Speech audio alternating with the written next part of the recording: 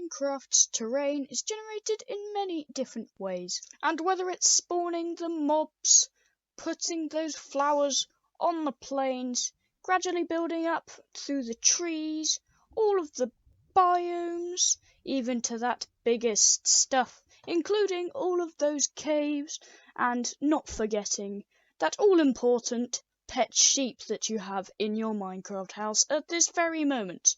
So, today we're going to be exploring all the different types of Minecraft terrain, a brief overview of how they are created. So let's get right into it.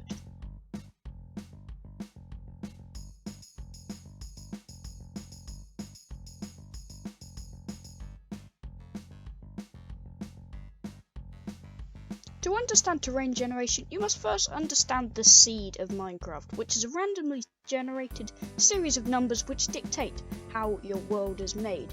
You can imagine this like the seed being a place in which you start reading a completely random number, such as pi. So let's say if the seed was 1, then you would start reading it as 3.1415926535897, and the list goes on. So this is a very easy way to create a series of random numbers from a smaller random number, so to speak. And this is one of the principal ways in how Minecraft's terrain is generated.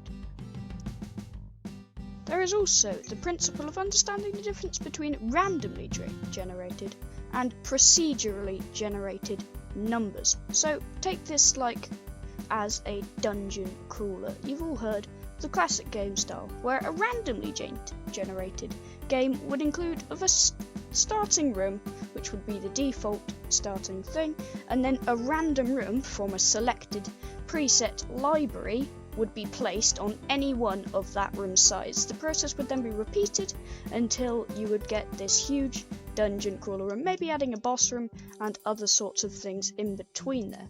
The difference between that and procedural generation is that with procedural generation, you would have not a random number of one of those presets, which would be far too complex for a game like Minecraft due to its so huge numbers of blocky things. So they actually have, instead of presets, they choose an entirely random sequence of numbers from a special type of random number generator called noise. Then these noise maps can be used to create Minecraft's seemingly really complex terrain.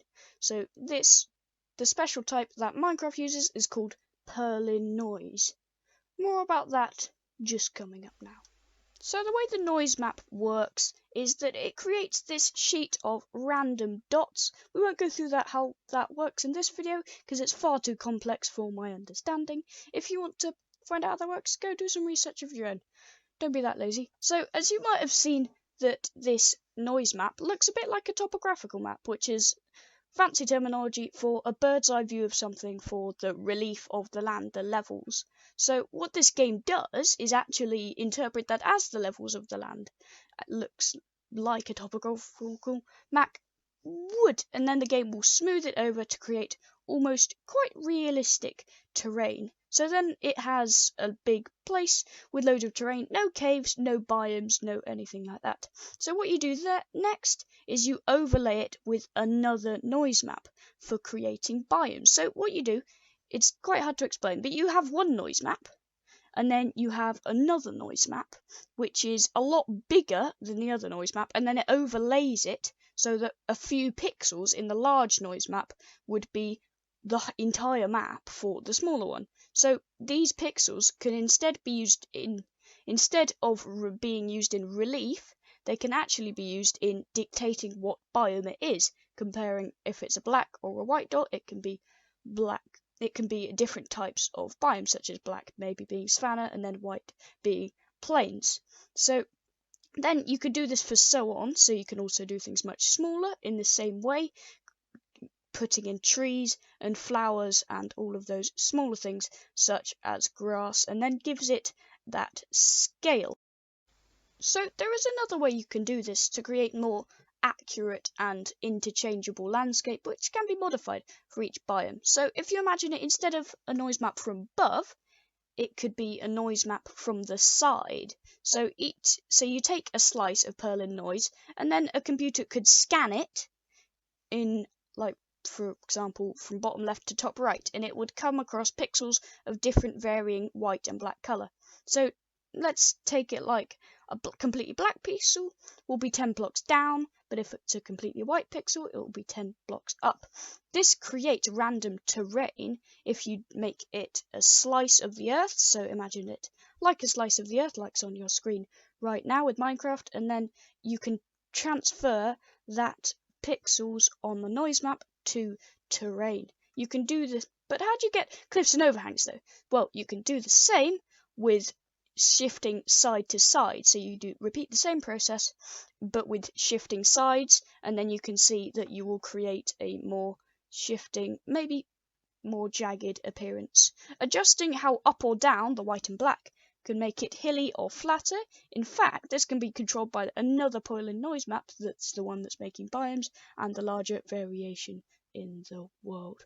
You can do the same with caves, just using a slightly different noise map called a ridge fractal noise map, which creates more cave-like structures. Another thing that this procedural generation can give rise to in this game generation phase is a type of coding thing which is called Emergent Behavior, which is when different rules of the game interact with each other to create new and more interesting features. For example, this can happen in Minecraft when wolves going after sheep, because this isn't actually something that Notch initially coded to be part of the game. It just happened with the AI of the sheep, which would run away from hostile mobs, and then there's the wolf, which was programmed to be like a hostile mob when it is around certain things, and those things interacted to make the wolf go after and try and attack the sheep. This gives the game a more bigger and more exciting feel, to make it almost feel more alive, which a lot of people enjoy in the games that they are looking forward to. Another way this emergent behavior could have been done is you can also harness this in command block creations and stuff, which is the commands that Mojang have given to the player to use all they like, and then can be interacted with and changed to create all sorts of new mini games which can actually help the game build itself to another conclusion, which also is a big feature in Minecraft's popularity and can also lead to that. So that is the general gist of it, how Minecraft's terrain is generated. If you did enjoy, leave a like. Hope you learned something on the way. If you really enjoyed it, then subscribe. But that's all from me, folks. Hope you've enjoyed, learned something along the way. And that's all from me. And see ya!